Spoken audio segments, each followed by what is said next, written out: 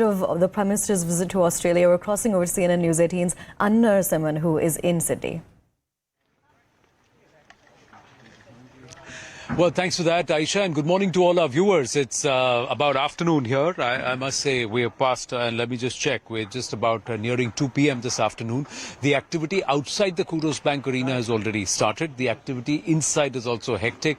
Right behind me is the stage, and there is something special that's being planned with the Prime Minister, with both the Indian Prime Minister and the Australian Prime Minister expected here at this point. And both of them are going to make a very special announcement for the Indian diaspora. I will not let you in on the surprise, but I think we've been speaking about it continuously on our coverage. It's got to do with Harris Park, the region of Parramatta, and also with the need to call a certain area designated as Little India. We're given to understand that will come to fruition. There's been talk about this for a while. But right now, going across to Bridget McKenzie, Shadow Minister for Infrastructure, Transport and Regional Development. Bridget, hi, this is Anna Narasimhan here. Sydney is beautiful. Australian people have been fantastic. I've spent the last 2 days here. It's just been awesome. I just want to come back again and again. I've fallen in love with the city. But tell me, what's so special about the India-Australia equations and the relationship, especially under the leadership of Prime Minister Modi? Bridget. Yeah, it's great to be with you, Anand, and your viewers. And I hark back and remember my own visit to India in an Australia-India Business Week a few years ago, and had the great privilege to visit your country just after Prime Minister Modi won the election. And I know what a true hero he is for not just Indians on the continent, but for our 750,000 diaspora here that are making their home in Australia. And your show has just shown just how excited we are to see the Prime Minister Modi here with our own Prime Minister Albanese and our opposition leader Peter Dutton to really solidify and strengthen our relationship. We've got strong defence ties. We know our people-to-people relationships are growing each and every year. And our trade is increasing thanks to the economic partnership we signed recently. So the ties are strong, and I think for the future peace and prosperity of Australians, of Indians, and indeed for our greater region, our partnership through the Quad relationship is also, I think, boding well for a strong future.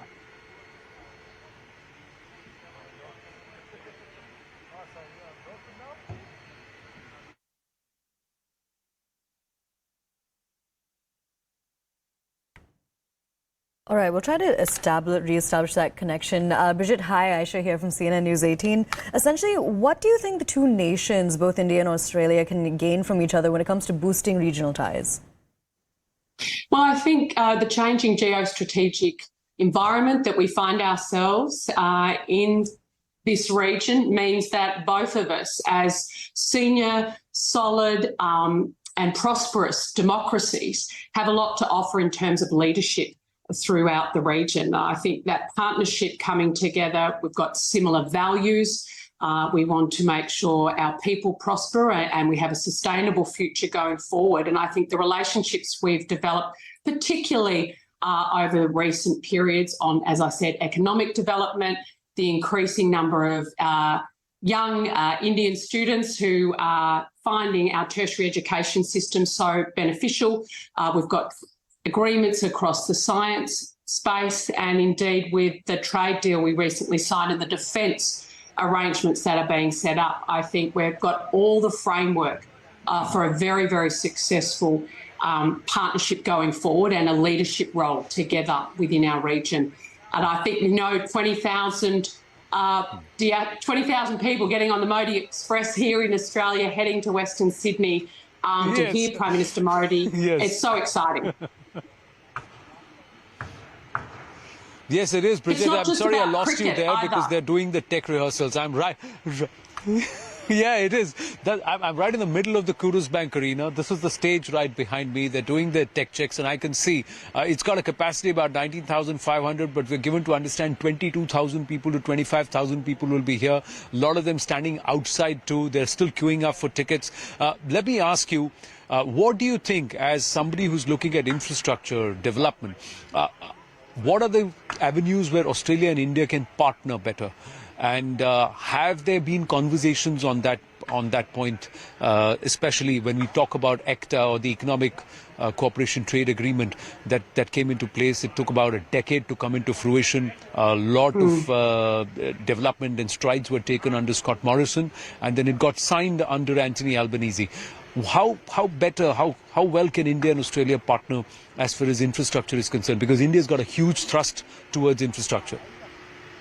Absolutely, and I think we've got a $120 billion infrastructure pipeline in this country over the next 10 years. Road projects, rail projects, airport, shipping projects, right across the board of all levels of transport infrastructure that we're obviously going to need to partner with key project contractors, and we know that India has some leaders in that, in that sort of environment. So I would be anticipating there'd be serious conversations occurring at a state and a Commonwealth level here in Australia with potential partnerships with Indian contractors going forward. We know Prime Minister Modi is having a sit-down roundtable with, I think, 20 of our top commercial heads on his visit here, and I'm sure they will be pressing to him the advantages of investing here in Australia in our infrastructure pipeline.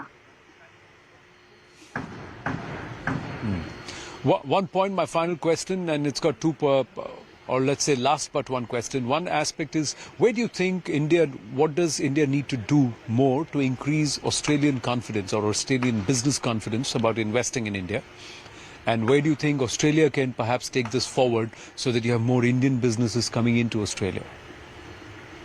Well, I think we need to make sure our financial services industries recognise each other in a way so that we can each give our financial institutions the confidence for investors, making sure that the arrangements that are in place contractually are recognised and upheld in either jurisdiction, I think, is incredibly important. I mean, we've got a lot going for us. We both speak the same language, but we believe in freedom of the individual and democracy. We believe in ensuring our countries end up more prosperous, more sustainable and more secure as a result of our relationship. And that is a fantastic foundation from which to build from. I just wanted to add, I had the great privilege of being our sports minister in the former government and had the great privilege to meet my great cricket crush, Mr. Kohli. And I just want to give him a huge shout out and hope we see the Indian team over here in coming summers. That was my final question. World Test Championship, India versus Australia. I know you were the sports minister, so I was going to ask you, who are you going to be rooting for? Well, I often refer to the great Kohli's batting style when I'm commentating on opposition ministers about whether they're blocking appropriately or hitting it for six. So I think he's got all the tricks in the bag. As long as he's not playing against Australia, I'll barrack for India. Oh, lovely. Thank you for that, Bridget. And for that, I'd say that the Aussies also are going to be very, very tough to beat at the Oval. It's not going to be easy. In England, why are they playing the World Test Championship only in Britain? They need to play it in India, or we need to bring it into Australia too. Perhaps sometime in the future, very soon. Thank you very much, Bridget. Always a pleasure speaking with you. Thank you so much. We're going to take a very short break on that note, ladies and gentlemen.